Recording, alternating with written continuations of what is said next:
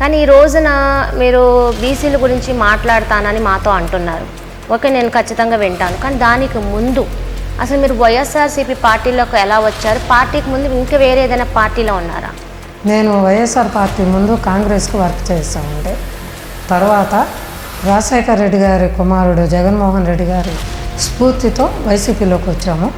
ఇక్కడ స్థానిక నాయకుడు అప్పిరెడ్డి గారి మూలాన నేను వైసీపీ పార్టీలో కొనసాగుతాను. కొంతమంది ఇప్పుడు ఈ మధ్యన వింటున్నాం, తెలుగుదేశం పార్టీలో మహిళలకు ప్రాధాన్యత ఉండదు, ఏదో వస్తారు కానీ తర్వాత వాళ్ళని పక్కన పెడతారని ఇలాగ వైసీపీలో కూడా అంటే అనకూడదు, ఇలాంటివి ఏమైనా జరుగుతున్నాయా? లేదండి, వైసీపీలో పూర్తిగా మాకు సహకారం ఇచ్చి మా మహిళలని ముందుండి నడిపిస్తున్నారు జగన్మోహన్ రెడ్డి గారు.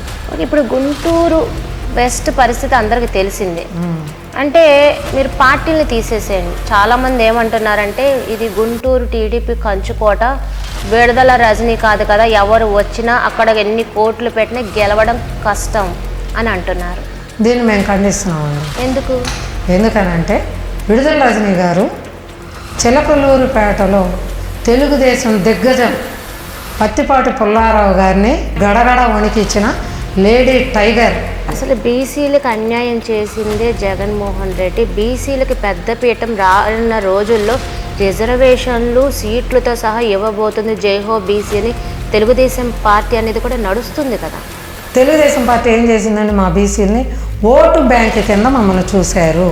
ఓకే, రజనీ గారు చూసుకుంటే ఇక్కడ గుంటూరు వెస్ట్ ఓసీ రిజర్వేషన్ ఎక్కువ, అంటే ఎక్కువ వాళ్ళే చేస్తుంటారు. అంటే ఫస్ట్ టైం ఒక బీసీ మహిళ వచ్చింది, రావడం వల్ల అసలు వెస్ట్లో కూడా చాలామంది రజనీ గారికి సపోర్ట్ లేరు, అంత పక్కకుంటున్నారు, సైలెంట్గా ఉంటున్నారు. అసలు రజనీ గారు గెలుస్తారో లేదు ఇలాంటి మాటలన్నీ అంటున్నారు.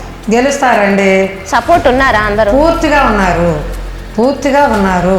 అది ఇక్కడ చూసుకుంటే ఎవరైనా చూసుకుంటే ఇక్కడ ఎంతమంది అంటే బీసీలు ఉన్నారు, ఎస్టీ ఎస్సీలు, మైనార్టీలు ఉన్నారు, వీళ్ళందరూ చూసుకుంటే ఇక్కడ కమ్యూనిటీ అంటే ఒక కమ్యూనిటీ వచ్చి రూలింగ్ ఎక్కువ ఇక్కడ. మరి ఎలా అవుతుంది? లేదండి, ఇక్కడ జగన్మోహన్ రెడ్డి గారు వదిలిన బాణం మా రజనమ్మను మేము భారీ మెజార్టీతో మేము గెలిపిస్తాము. మరి రేపటి రోజున ఈ ఎలక్షన్ టైంలో చూసుకుంటే మరి రేపు ఎలక్షన్స్ వస్తున్నాయి, ఆల్రెడీ కోడ్ వచ్చేయబోతుంది, ఎలక్షన్ ఏప్రిల్ ఏదో చెప్తున్నారు.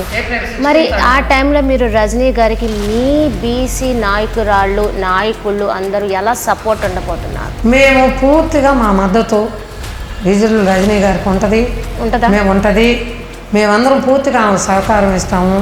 మరి విడుదల రజనీ ఆఫీస్ ముందు మరి దాడి ఏమో మేము టీడీపీ జనసేన మేం చేయలేదంటారు, పక్కన వీళ్ళని చేసిందేమో ఇప్పుడున్న అధికార పార్టీ ఏమో టీడీపీ జనసేన అంటారు. ఏం జరుగుతుంది అసలు? నిజంగా రానున్న రోజుల్లో రజనీ గారి మీద మళ్ళీ ఇలాంటి దాడులు జరగచ్చు అంటారా? కులంకాహారం ఆడ ఒక బీసీ లేడీ వచ్చి మా అడ్డాలో కాలు పెట్టి ఆఫీస్ పెట్టిద్దా అని అయితే ఆఫీస్ పగలగొట్టారు. అయినా ఆమె భయపడి ఆఫీస్ తీసేయాలి.